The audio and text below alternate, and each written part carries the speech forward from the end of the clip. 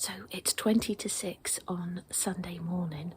Matt and I got up just after 5 and we're just about to head over to the field, fairly close to our house, to hopefully catch the geese waking up and heading off over to the lake at Blenheim. So last night between about 8:30 and 9 we heard about 4 large flocks go over, honking really loudly, and they sort of fly over our house. So we know there are a lot over there, and then every morning they come back probably about 6:15 or between 6:15 and 7, and they head back over to the lake at Blenheim, or that's where we think they go. They certainly go in that direction. Now it's my aim to try to capture a really good photo of them, either just taking off or in the sky above. I'd love to get the sort of tip of the V as they go over, but we'll see. I'll probably end up getting just some blank sky, maybe with a wing or something in, but we'll see what happens. Okay, so there's Matt, so let's head over now.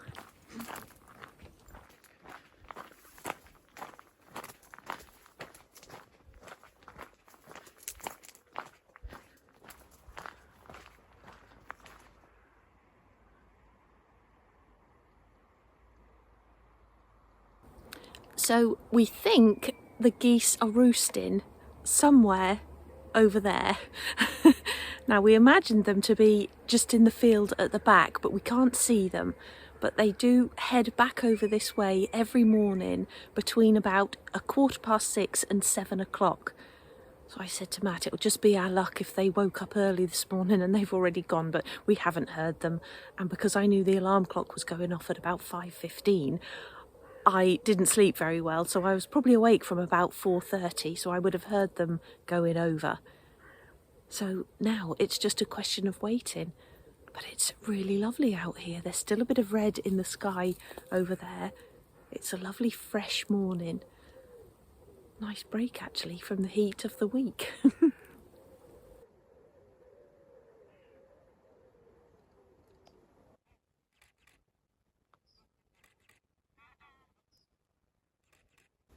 So we've just seen a very small flock of geese fly, and they're sitting along that hedge back there. You probably can't even see them on camera. It's very difficult even to see them through my extended lens. But I think they're all sort of gathering together before they take off. It's getting quite exciting.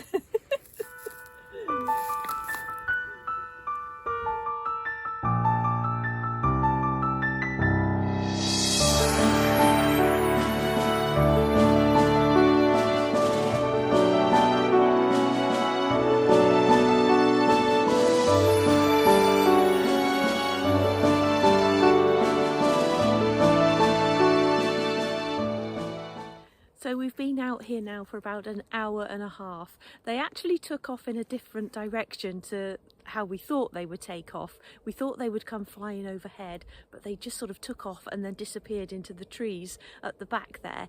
I was clicking away on the camera. I think I've got something. But then shortly after that, 3 more flew in and I got some really nice shots against the light. So I won't know until I get in and have a look, but hopefully I've got something that I'll be able to show. So what we're going to do now is head home, have some breakfast and a nice big cup of tea.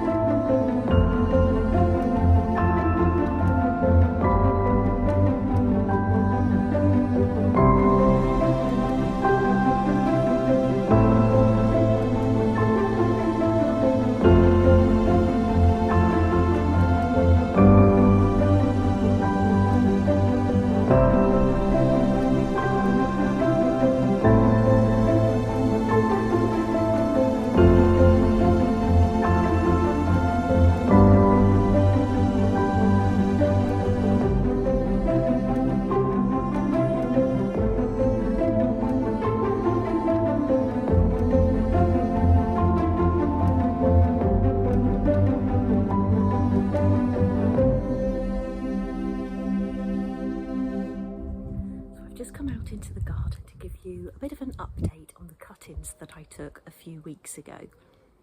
So they're all doing really well.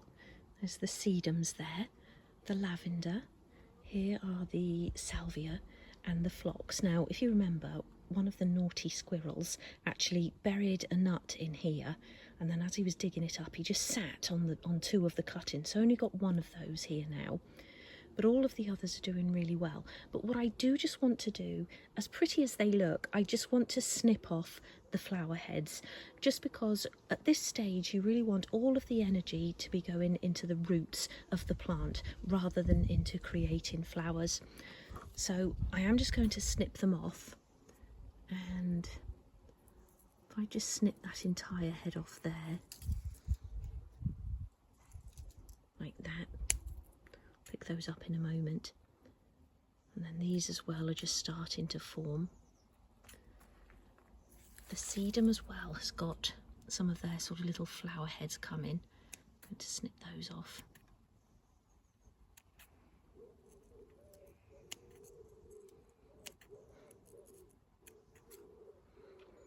I'll just snip the very top of that bit of lavender off there, where the lavender's starting to form into the little sort of seeds. And then it pains me to do it, they look so pretty. And those little ones as well, and that's the phlox, like that.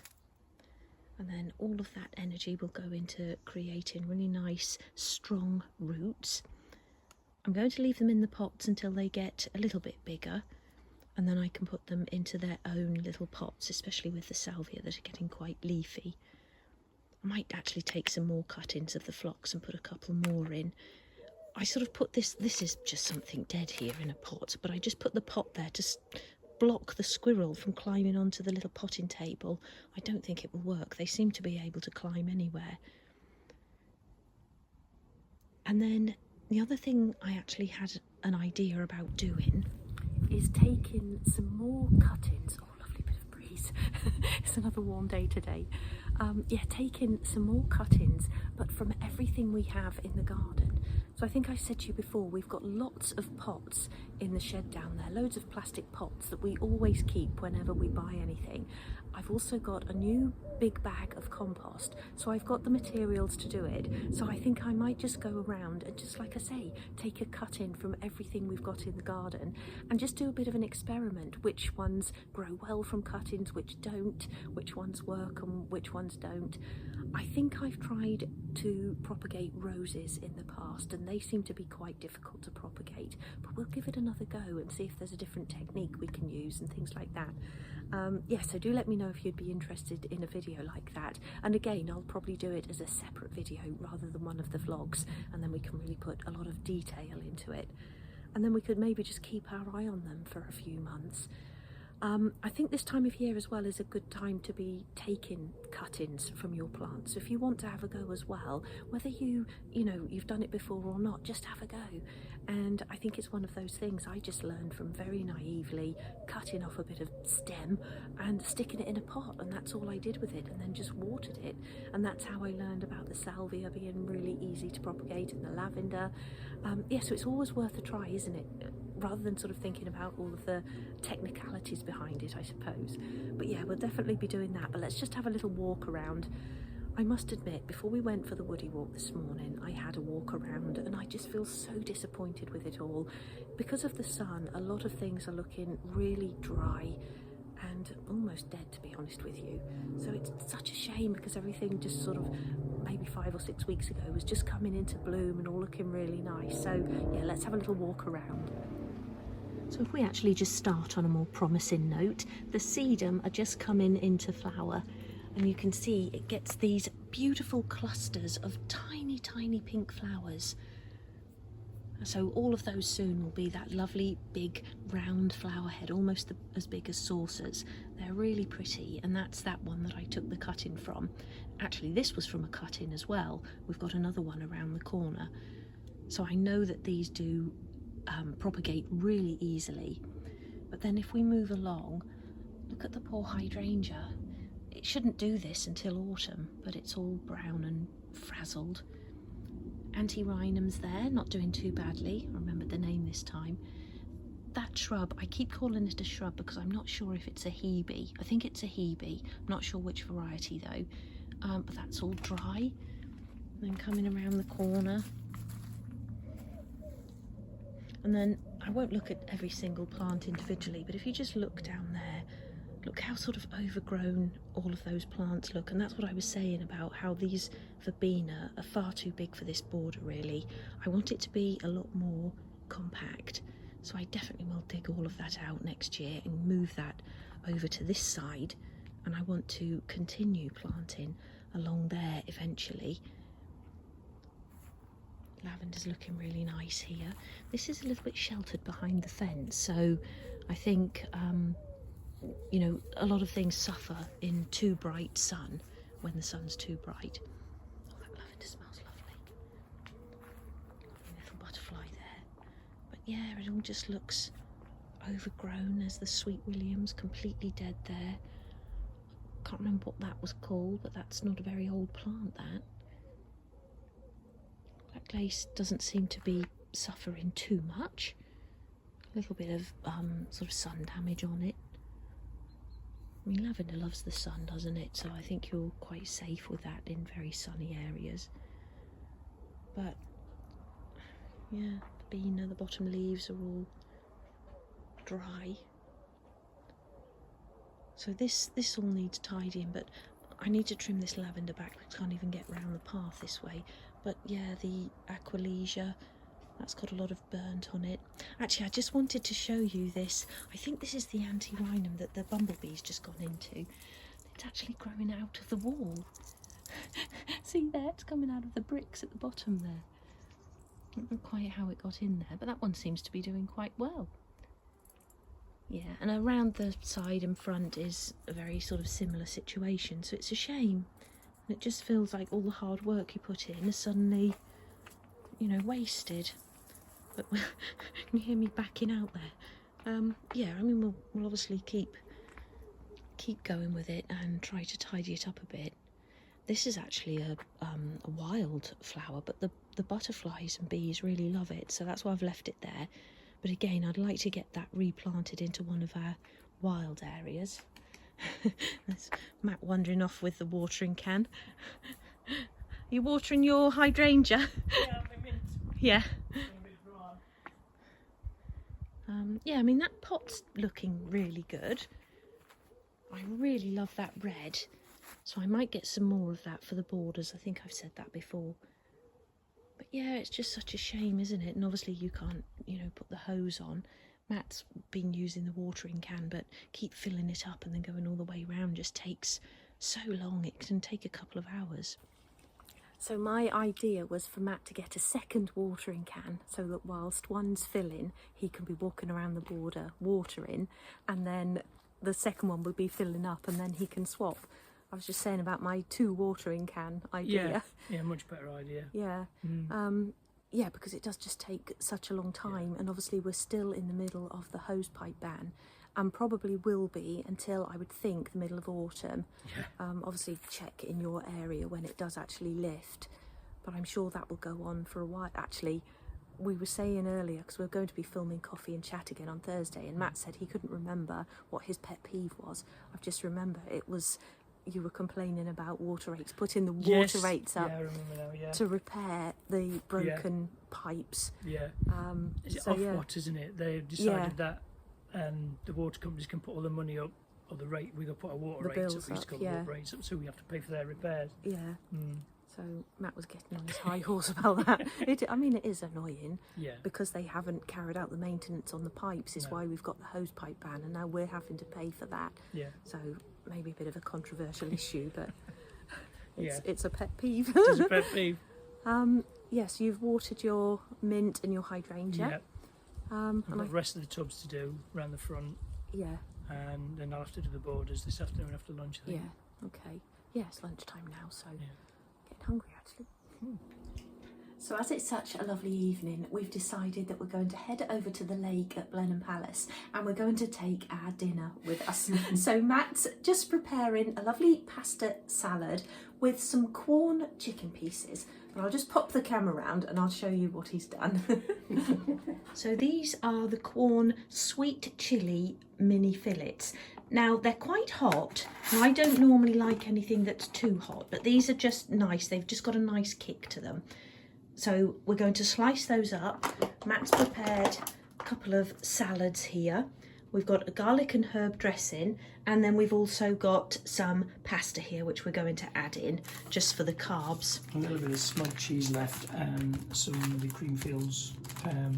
Just the lighter cheddar, yeah. And this applewood cheese is absolutely delicious. If you're a fan of cheese, I highly recommend this one.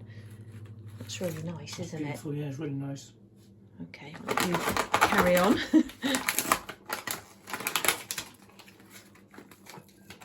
Taking your rind off your cucumber because I'm going to get indigestion from it. You're letting people know how picky I am. No, I do actually get indigestion from, well, we think it's from cucumber. We think we've narrowed it down to the cucumber skin. Let me know if you have anything like that, because I never used to get indigestion from cucumber skin. So these are our new lunch boxes, and we actually ordered a pack of 5, so it's 5 sort of getting smaller. So this is the large one, and then the next one down, which are perfect really just for a sort of salady lunch. Lunch or dinner, small dinner. Yeah, and we also ordered a new giant flask. So that one is it 2 litres? 2 litres, yeah. So the one that we had that was just a litre, you can only get, you know, like the cup that comes on top, you can only really get 2 of those each, and not full either. But with this one, we should be able to get probably 3 cups each, I would think. So we'll take some coffee with us as well. And I'm actually going to take my camera with me again. So it's not a solely sort of bird photography excursion, but just because we weren't very lucky with the geese yesterday, I thought I might as well take my camera along to the lake just to see if there's anything exciting happening down there, really. We normally find when we go of an early evening, there aren't really a lot of birds on the lake. So I think in this heat, they probably all just disappear and go and, you know, get comfortable in the grass or something, because there's not a lot of them on the lake. But we'll see what's happening down there. And obviously, we'll take you along with us as well. But just to add there, you will have to bring your own tea, because we haven't got enough for all of you. Enough pasta.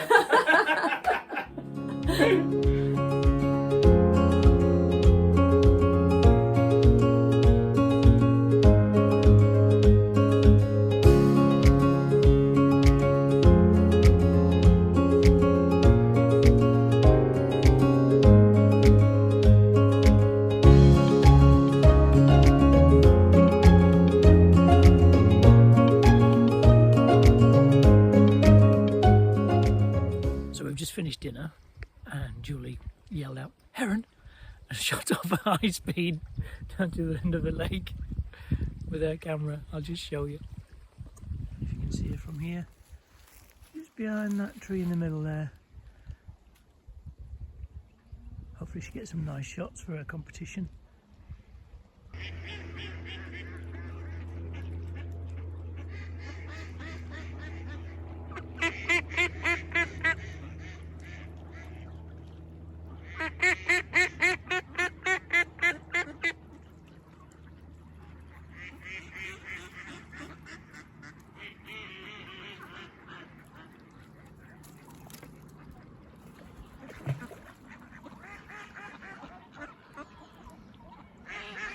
So I did actually get some nice shots of the heron down there. It was just standing in the side. It kept looking as though it was going to take off, because that was what I was aiming for, a sort of shot of it taking off over the water. But it just stood there for quite a while, and I'm not sure if it was actually standing over a nest, but it looked as though it was keeping watch, and all the ducks were around it sort of quacking and looked as though they were annoying it. It's very loud here this evening. It's lovely, because normally when we come there isn't a lot of ducks, like I was saying earlier, but it's absolutely teeming with them this evening, so it's lovely, even though they do make quite a lot of noise.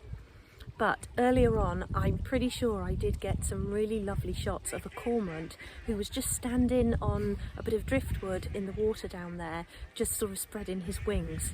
So I just took the opportunity to snap away loads of photos, and then a lovely egret as well who was actually fishing, and it looked as though she was doing ballet on the water, just tiptoeing along the water. So I'm really looking forward to getting home and seeing what I've actually got.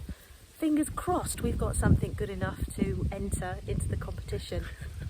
But there's actually lots of activity going on here this evening. They seem to be building up, don't they? So Yeah, it might be because they're getting ready for every so often they get really loud and rowdy. Now I'm just going to turn the camera around and show you something. I can hear the wind picking up, so I hope you can still hear me over the wind. But let me just turn you around. So over there behind those reeds, you can't actually see them, I don't think, on camera, but there is a whole flock of Canadian geese, and they're the ones we think that fly off around about 7 o'clock in the evening to go and roost in the field behind us, and then they come back in the morning, and this is where we've always thought they come to, or to the lake anyway, not that particular spot, but they are over there. And every so often a couple of them stand up and they start honking, and we keep thinking they're going to take off. So if I can actually get a photo from them coming from this angle and going back home, that will be really good. So I'm going to keep my eyes on them. I've got my camera around my neck just in case. Matt's helping me keep watch. So yeah, hopefully we'll get some really nice photos. Isn't it beautiful here? It's lovely, isn't it? It's a really sort of warm breeze as well, but not hot. It's warm, but also quite cooling. I know that sounds silly, but it's refreshing, isn't it? We're changing the weather, isn't it? You can feel it almost. A bit of rain on the way, I think, hopefully. There are a few grey clouds, so hopefully we might get a little bit of rain. It's beautiful here, though, isn't it? Yeah. So we'll let you enjoy the scenery.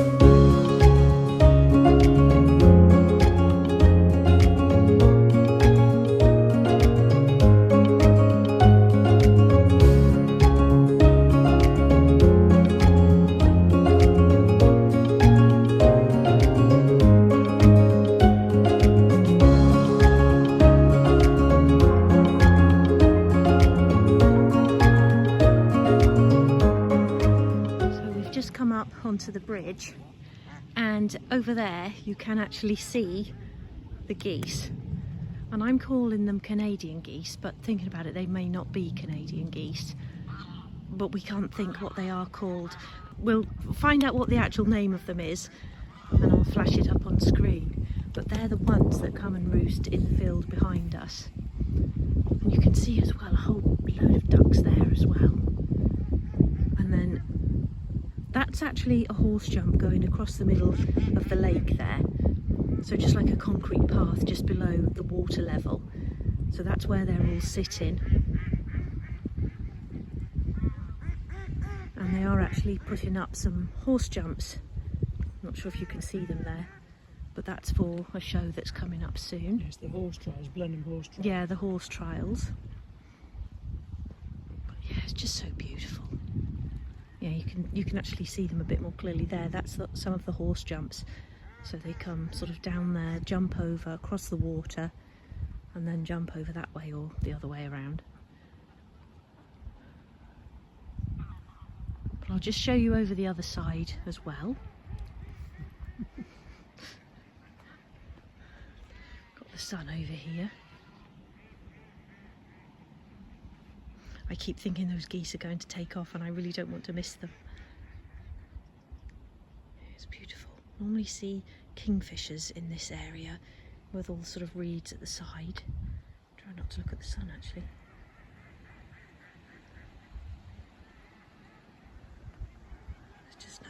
out for miles.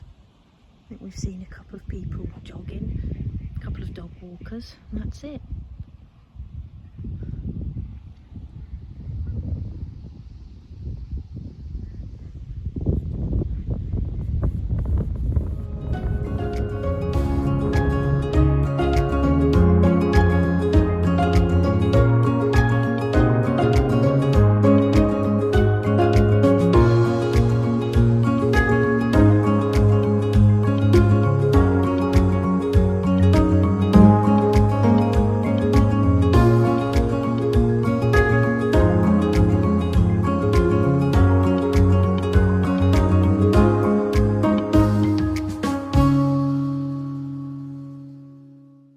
So I actually ended up taking over 700 photos at the lake last night, which I quickly narrowed down to 70 this morning.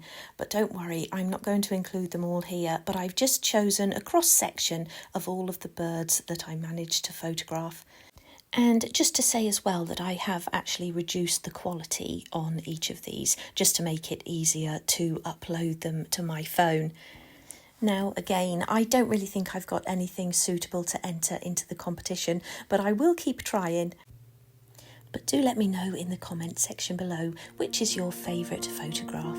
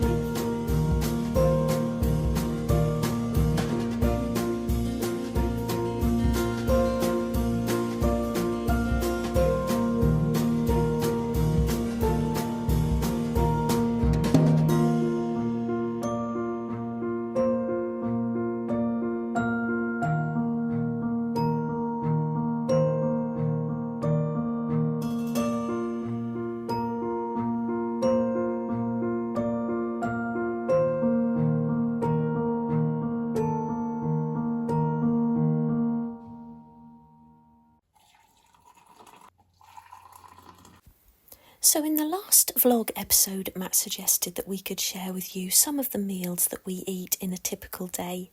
And a few of you said that that would be something you would be interested in.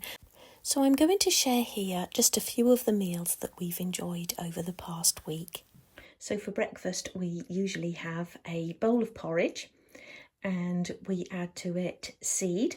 So we've got sunflower seed, pumpkin seed, flax and chia in there, along with banana, blueberry, strawberry and a generous drizzle of honey. So for today's lunch we're having a pasta salad. The pasta is rigatoni and we've got cucumber and tomato and a little bit of that lovely applewood cheese which I've grated in there, and we've got these Quorn fajita mini fillets. And these work really well in wraps and things like that. You can eat them hot or cold. And they've got a little bit of a spicy coating on them, but it's not too hot. So if you're like me and you don't like anything too hot, then this has just got a nice bit of a kick to it. And then we've also used the Tesco's garlic and herb dressing. and I really like this one because it's got a lovely creamy texture. Another lunch alternative that we enjoy is this ravioli, which I've done here with a small salad, and I've grated some of that applewood cheese on top. And the ravioli is part of the Tesco's Finest range. I've got the packet here to show you, and it's the slow cooked beef ragu ravioli with vino Chianti DOP. And it's really nice. It's got a lot of filling in it, and it doesn't take very long to cook, which is why it's ideal for a lunch. And for this evening's meal, we're having an oven roast salmon with a mustard and parsley crust, with new potatoes and broccoli. And this is actually a recipe from Lorraine Pascal's cookbook, Home Cooking Made Easy. As it's much cooler today, I thought I'd do a few jobs in the garden. The main job is painting the back of the fence here. I pull the chicken wire forward and I'll tie that back up when I've finished, just so I can actually paint the back of it. I want to paint it black to match the rest of the actual gate and fence. I also want to get as many of these old apples up as I can and try and sort of clean up the garden a little bit.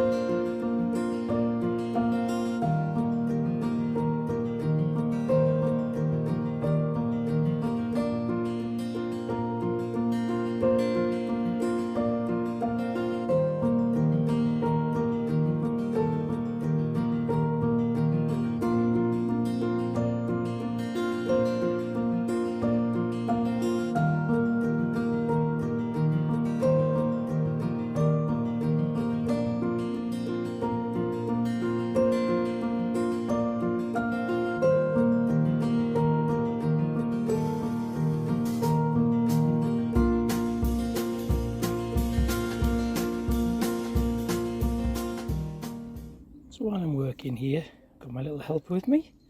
You can see him. Little Robin. Comes down and gets little bits and pieces that I'm uncovering. There he is. Oh. And there's the other one there. He's not too far away. See him on the chair? It's nice to have a bit of company while you're gardening.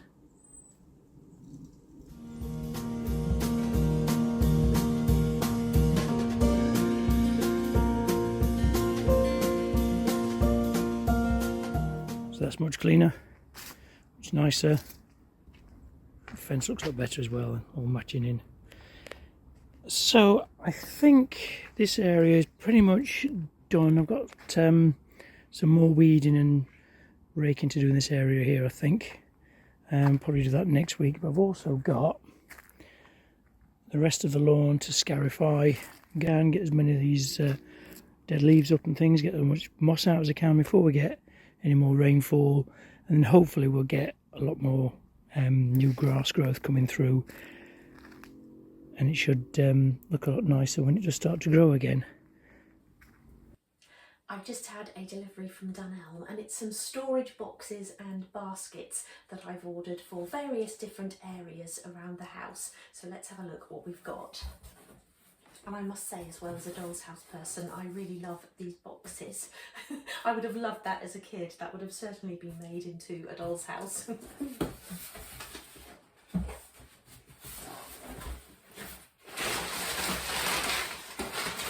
So the first one I've got here is just this small grey plastic sort of basket style storage box, and this one is going to be for one of the kitchen cupboards where we've got lots of loose cleaning products, so that's going to be used in there to help tidy those up.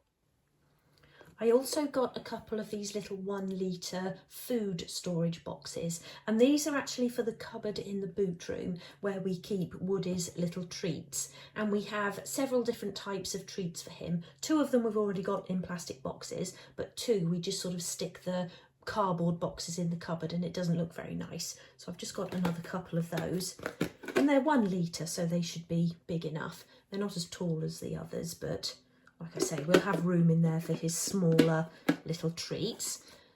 So that was those. and then this larger basket style storage box.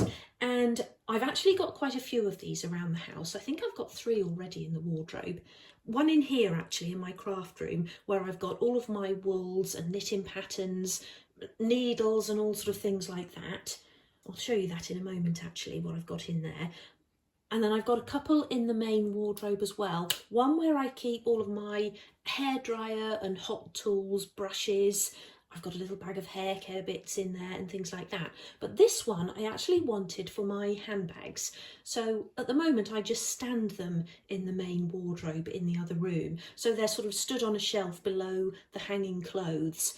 And I just find when I go in, they've either fallen down or the one I want has sort of gone down the back of the shelf, or, you know, it's just really difficult to find them, and they're quite messy like that as well. So I thought I could just stick them all in here, and then when I go in looking for one of my handbags, I can just take this out and it will be a lot easier to find them.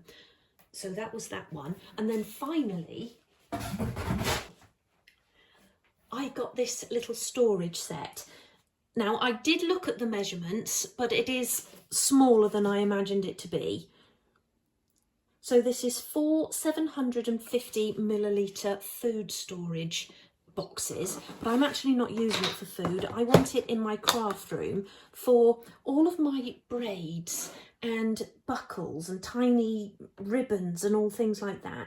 Now, at the moment, they're in quite a large box. I'll show you that as well, actually. So I'm sure I'm not going to have enough room in here, but what I can do is just take out the smaller bits that all go together and put them into these individual boxes. And I think that will actually be quite nice. Imagine if I've just got all braids in one of them, and then maybe all beads and fill-in and bits like that in one. It's just going to be so much easier to find what I need. Yeah, so let me show you what I've got in those 2 larger storage baskets at the moment. That's quite heavy actually.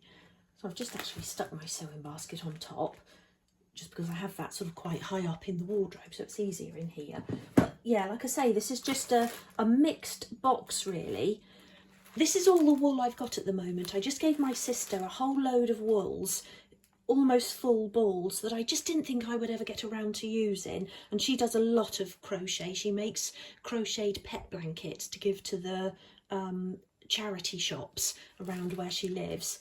So I know that she'll use it, but I thought, well, I'll just keep all of these sort of little not offcuts are they, but you know, smaller balls, just in case I wanted to experiment with anything. I've got my little crochet hook and scissor pouch there that I crocheted myself. Quite easy actually to do. Yeah, scissors, oddballs, patterns. These are actually my lovely embroidered cross-stitch kits that I completed last year. I've got 6 of them, all different designs, and I need to get them framed. So I've got all of those in here as well. This old woman crochet and knitting pattern book, and I'm not sure if the date's on it, but I think this is from the 70s, but it's really handy still. It's got every single crochet pattern in there and knitting pattern. We've had this for so many years. I can actually remember trying these as a kid, doing all these different sort of knitting patterns. But look at the old-fashioned cardigans and things. They're probably in their 40s now. Yeah, I love this page with all of the toy things on. In fact, I think my nan knitted me something like that for one of my dolls. She was very good at knitting. But yeah, just a lovely old magazine. I quite often sort of refer to that for new patterns and things. Then I ordered this little crochet. Well, I downloaded it. You know, you paid for it, but then I downloaded it online, and it's actually a little black lab, a little crochet pattern, but I've never got around to doing it, so I'd like to try that. Yeah, there's another one of the cross stitches there, the owls. And these are all the Rendale designs. I always want to say Emmerdale designs, but it's Rendale. Got the hedgehog, the ducks, it's in there somewhere. What else was there? The fox and the hare. So I need to get all of those framed, and then I want those hanging either in the back hallway or in the dining room. Thought they might look quite nice in there. So that's my, I think that's my ragdoll pattern in there. And I probably started cutting pieces to make another one. I really want to make another ragdoll just to sit on the chair in the bedroom. So that's another project on the old list. I'm sure you don't really want to look through all of this. Tin of buttons. I think I'm doing it because I love looking through it. Don't you like looking through all your old sort of, you know, craft supplies and things? Well, not old actually, I use these quite regularly. But yeah, tin of buttons there. Any buttons we get on clothes or anything, I just chuck them in there. Quite a few old buttons in there. But they come in quite handy for doll's house projects as well. You can use these wooden ones for bases, for small items.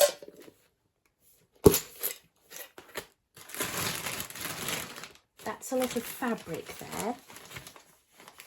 Yeah, I made a pair of those pull-on trousers. I would say they're easy to make. They're not really easy to make. It did take me all day, I think, but it was the first thing I'd ever made that I could actually end up wearing. I made them in a nice cream fabric. We've still got some of it there. I don't really know what to do with old fabric that I don't think I'll use again. And then I got this blue and the pink. I wanted to make a couple of tops. I've got those patterns in here somewhere. If I've got them in here, I'll show you. Move that out. Knitting needles. Another pair of scissors, pinking shears there. Some 1-ply wool. Actually, I wanted that because I want to have a go at knitting a doll's house rug. So I'll keep that out. And then this old toy making book as well. And that's got lots of individual patterns in it. Just all things I think, well, I'll have a go at that one day. Oh yeah, there's the sewing patterns for those tops I wanted to have a go at. So you've got 5 different styles there. And I really like these easy sew patterns. You know, there aren't sort of lots of pieces to put together. It's normally like a top made from just 1 or 2 pieces of fabric, which is good if you're not an experienced sewer. That's, I think, a little doll I was knitting. Never finished it off. Yeah, and just some other bits, and then some other sewing patterns as well in the bottom there in a big folder.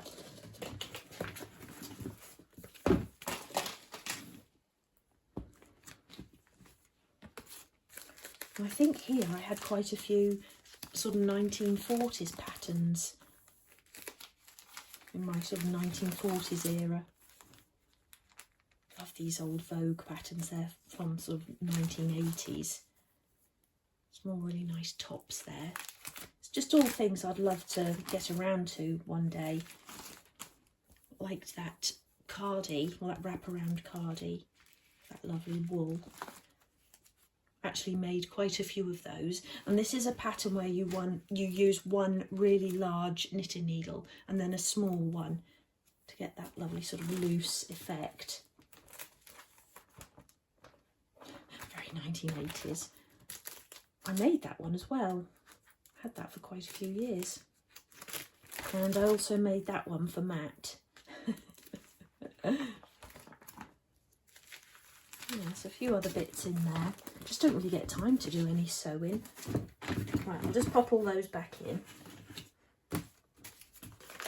And then this is that other box with all of the braids and cords, ribbons, things like little buckles for my 12th scale work. And you can see it's just all in a complete mess because there's some really lovely things in there. And I just want to really put it all into categories. So I can just go to one particular box and find what I'm looking for rather than having to search through like this all the time. So I might actually do that in my next Doll's House Diary episode. That will be a good excuse to actually get it done then. But yeah, I'm not sure how much I will actually fit into that smaller box. But I'm sure I'll get some of it in there. I can fit the box in the box, so it's not a good sign, but yeah, I mean, it will sort it out a little bit, and then I can find other places for the rest of the stuff. I've got some drawers underneath my doll's house that need sorting, so I can perhaps put some of it in there. I'll pop that back in there for now. So Matt and I are actually planning a weekend where we just do nothing but sorting. So that's why we started ordering all of these new storage boxes and things. And we've got several areas in the house where we really do need to do some sorting. It's things like where you go into a cupboard, you open the door and everything falls out. It's that sort of thing that we need to sort. So what we're going to do is do it as a separate video here on the channel, and we're going to pick 10 jobs and we're just going to work our way through them, hopefully all in 1 or 2 days. So do look out for that. But for this week's vlog, I'm going to leave it here for now. I really hope you've enjoyed this one. And yeah, we'll see you again on Thursday for the next coffee and chat, and then next Monday for the next weekly vlog. Please don't forget to hit that subscribe button and the notification bell as well if you haven't already done so. Give us a thumbs up and do leave a comment if you have the time, as we really do love to read them, and it means that other people will be able to find our channel as well. Yeah, so we'll see you again on Thursday. So until then, take care. Bye.